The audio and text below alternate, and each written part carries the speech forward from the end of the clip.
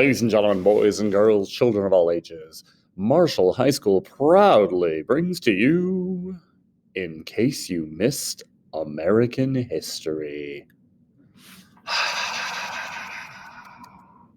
The crowd goes wild. Well, hey, today is Wednesday, January 20th, and this is In Case You Missed American History. And if you are watching this, that means you did not make it to class today, and that is okay. I hope that you are doing well, and I hope those around you are doing well, and I hope that you're staying warm. Whew, it's cold today, man. It's not like super cold, but I don't know. The air hurt my face. Let's just go with that. The air hurt my face. All right, so hey, I'm going to run you through everything that we did today and give you some reminders and things like that along the way. So it's our second day of class, and if you missed yesterday, backtrack and watch yesterday's video. It's not very long. Today we're going to start going through our first stuff, but first, some reminders. Don't forget that there was supply pickup on Monday, and obviously that's over. But some of you guys have stuff here. Actually, if you didn't come, all of you have stuff here. You may have things from various classes, a book for English, something that you need for an ag class, but also every one of you guys has a small dry erase board. It's, yay big, and a dry erase marker that is going to be used on and off in different classes. I don't know how much, I don't know when, but the plan is to try to work them in. So if somebody can slide by up here, or I don't know if you want to walk today, it's pretty cold. Or if you can get yourself up here, then maybe you want to grab that. Don't forget, I posted those class rules and grading policies yesterday. So if you're ever looking for rubrics or anything like that, or how to contact me, it's all in there. And I did go through a couple of those things yesterday, nothing major. All right. Just a reminder that, obviously this is dumb because I'm going to say this in class. Obviously, you know where to find the In Case You Missed It videos. But just in case, if you are ever gone for any reason, I plan to have a video posted by, I don't know, let's say the end of the school day to be safe. Right now I'm going to say by 2 because we have school till noon. When things change and we start going to 1, and then when we start going to 2:30, it might take me a little longer in the day to post the video, but I'm going to keep doing my best to post an In Case You Missed It video every day, at least for the third quarter. For American history for you guys. So if you're gone for any reason, you have the ability to watch that. Also, don't forget I have office hours.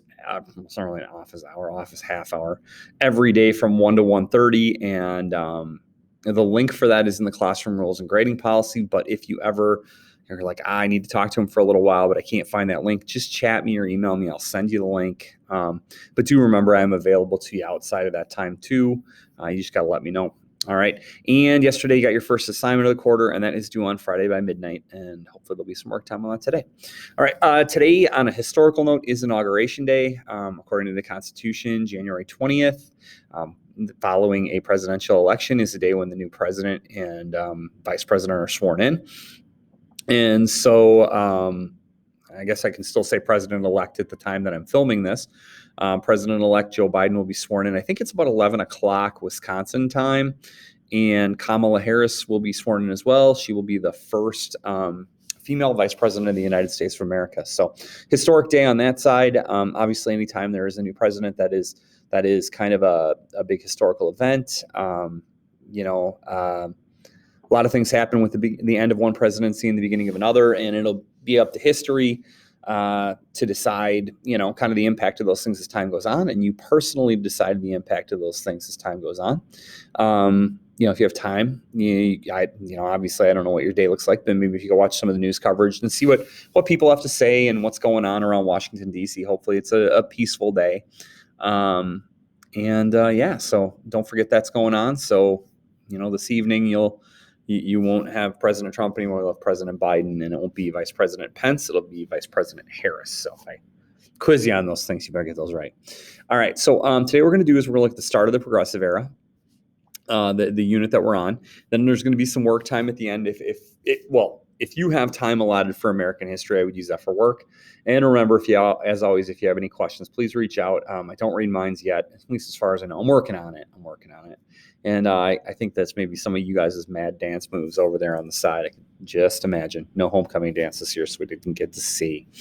All right. So anyway, let's move on. So the first slide that we're going to look at is just very simply a title slide, and that is the Progressive Era. And obviously, you're in American history. Now, the Progressive Era is kind of this gap. It's a 15-year or so gap in between that time where we spread out and took over a bunch of land, the age of imperialism, which is what we either ended first or second quarter with, depending on when you were with me, and really where the United States starts to get interested in and then involved in World War I. So we've got this 15-year gap from about 1900 to 1915 where kind of there's a attitude change politically and from a lot of people in the country about the direction the country is going and the ideas as to how it's being run. Now, we still want to go out and expand. We still want to be a big deal in the world, but it's kind of how are we dealing with our problems here? I think that's maybe the idea here is we're at a time period in history where we finally start looking at, like, we've done all this growth. What problems are there? What do we need to do to fix them?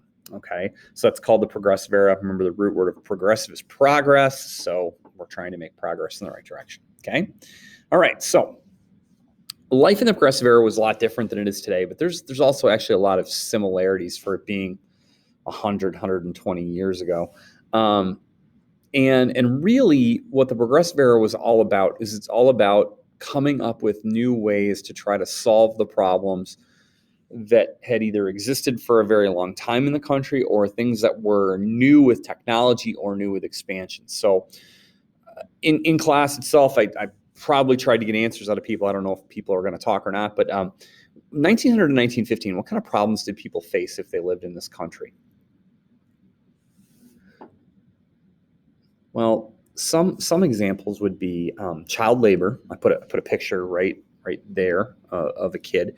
A lot of kids, families couldn't afford for them to go to school, and so they ended up working at a very young age, and that kind of trapped them in a cycle of just working these really low-paying jobs. That's garbage on the side of the street, so sanitation. Immigration issues, the way immigrants were treated when they came to the United States, racism. Women didn't have a lot of rights in the United States from 1900 and everything up until the Progressive Era. You had a lot of issues with like food quality. You had a lot of issues with big business really kind of dominating things. The rich being way too powerful and the poor being so poor that they could hardly get by. So a lot of problems. Now, some of those we could still look at today and say, well, apparently the progressives didn't solve that. So they had those kind of problems, and those problems, some of them had existed since the start of the country, and some of them were new with technology or new with expansion. But when these problems come up, who's supposed to help the people? Who's the group of people that is supposed to look out for us and make sure that we're being taken care of? Now, if your first answer was, well, us, I kind of agree with you in a way. I think it is obviously our job to try to take care of ourselves, not just as an individual, but as a group, that you try to do things that make society better. We recycle, we stop at stoplights, we try to be decent to each other. We vote if that's something that we can do. Obviously, you guys can't, but we try to make the world a better place. But when the individual can't make change, I think generally we tend to look at the government and go, the government needs to help. The government needs to put things into law. The government needs to put things in action to make things better. You look at like the pandemic. What has the government done? What has the government not done? What maybe should they have done? What shouldn't they have done? And so you look at these things and you go, who's supposed to help us when we need help and we can't as individuals exact that change? The government is supposed to be helping. And so I've got a couple of slides that have pictures on them for the next ones. And again, in class, I tried to draw this out of people. So I'm going to give you a second to look at them and think about what you're looking at before I start talking in each case, okay? This first one's a political cartoon from a magazine, I believe, about the Progressive Era and what the problems were. So take a look, take things in.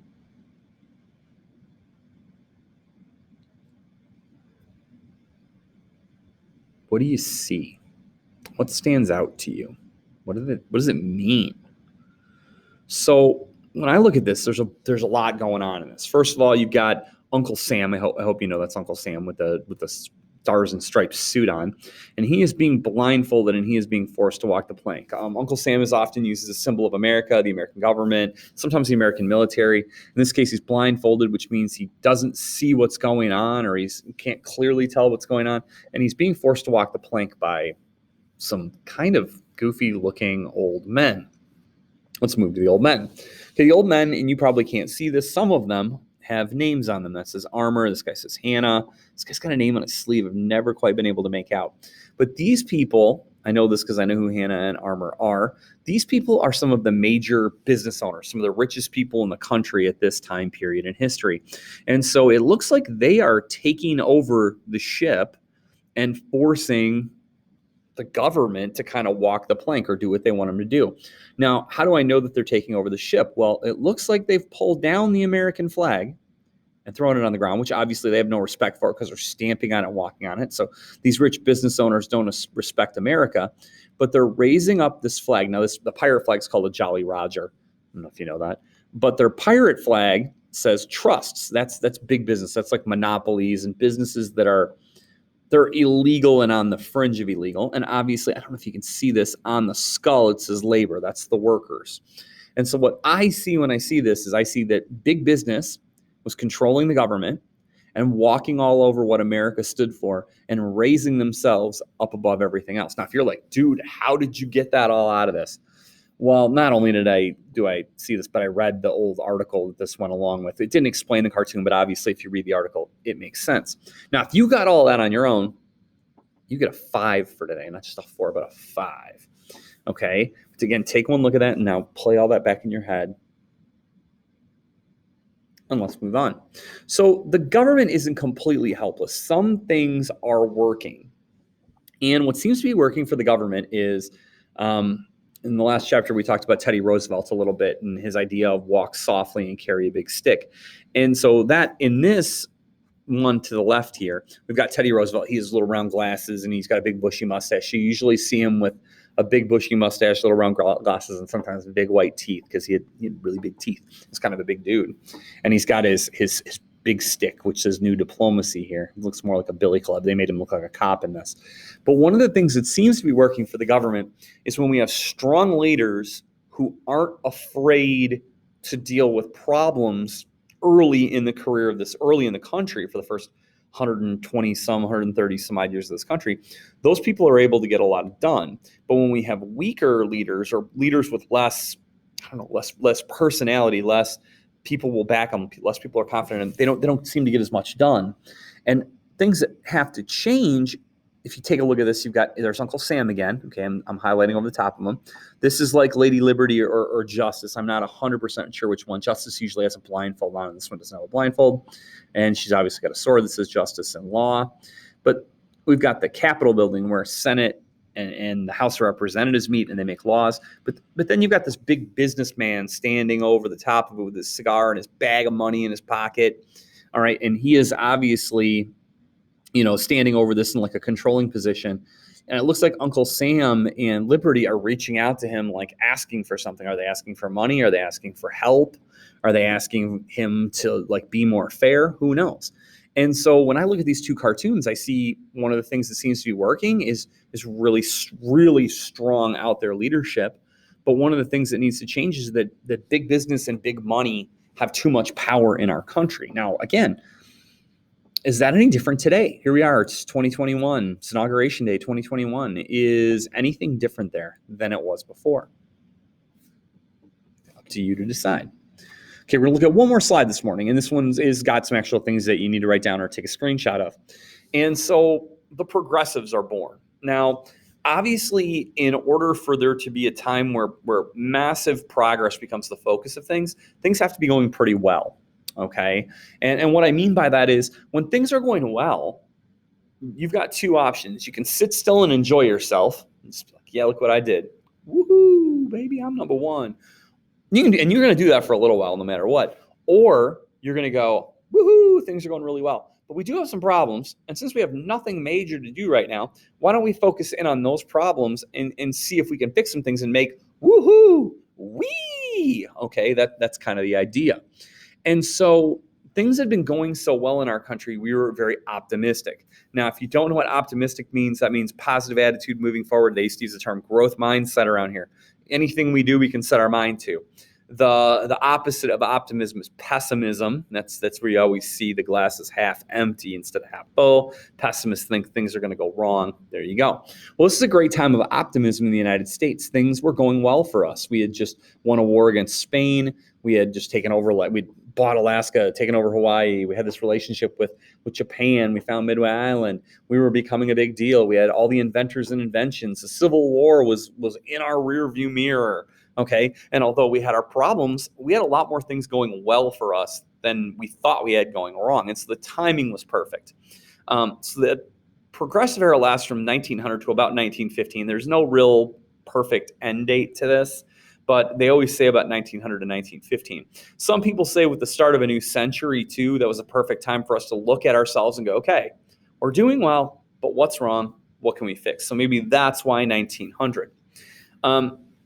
Really the attitude started to shift. Now, not everybody, but more and more people started to believe in that idea that we talked about in chapter 4 called social gospel. Now, if you remember, some of you guys were with me last week, some of you guys were with me 2 months ago, so you may or may not remember social gospel.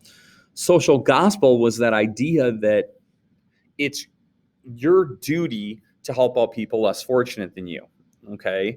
If you have $10, you only need $5, and you see someone who needs money, you give them $5. If you have 2 blankets and somebody needs a blanket, you give them a blanket. If you have 2 sandwiches and you only need 1, you give somebody a sandwich. You know the idea, like donate your clothes, things like that.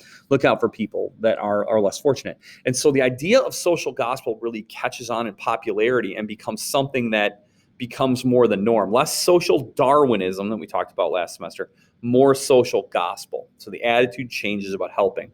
We felt that if we made the people that were lower better, that would raise up the overall level of society.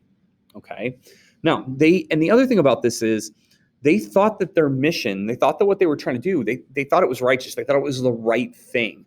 They thought that they were motivated by the right things. They weren't motivated by money. They weren't motivated by fame. They weren't motivated by power. They were motivated to make society a better place. And so they thought that they were doing the right thing. And that's important. Okay. They thought that what they were doing was important and right. And when you think what you're doing is important and right, you're going to put yourself out there. You're going to put yourself into it. You're going to care. You're going to go after it every day, as opposed to, what, I just have to do it. You're like, nah, whatever. I'll just do it whenever. Or I don't really care if it doesn't work. These people thought it was important. All right. They also thought that information was power. Accurate information without a political slant. They thought they could use it to spur change. Tomorrow, one of the things that we're going to do is we're going to talk about progressives and their problem-solving approach. And one of the things that they did is they just laid out problems with factual information. And they said, you need to look at the problems and decide which one you care about. Oh, you don't care about the environment? That's fine. Then don't worry about that. Other people will probably worry about that. You care about getting rid of COVID. Okay, well, then why don't you focus in on how you can help with that and maybe how you can get a group of people involved. But if you don't care about the rainforests, don't worry about that. Someone else cares about that.